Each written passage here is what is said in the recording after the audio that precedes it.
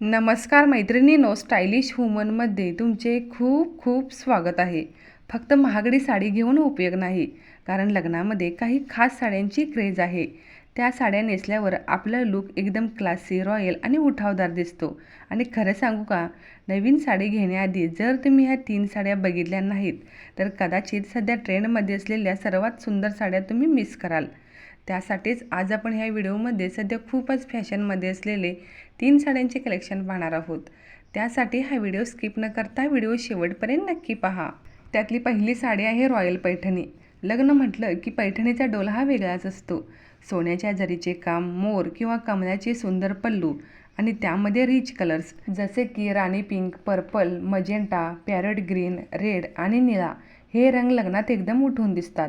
पैठणीची खास गोष्ट म्हणजे ती फक्त साडी नसते, तर ती एक रॉयल स्टेटमेंट असते.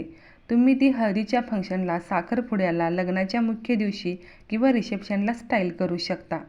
जर तुम्हाला ट्रेडिशनल पण एकदम क्लासी आणि श्रीमंत लुक हवा असेल तर पैठणीला पर्याय नाही. नंबर 2ला आहे टिश्यू किंवा ऑर्गेन्झा साडी. सिल्क साडी सध्या लग्नामध्ये ही साडी जास्तच ट्रेंडमध्ये आहे, कारण ही साडी नेसली की लुक एकदम एलिगंट आणि प्रीमियम दिसतो.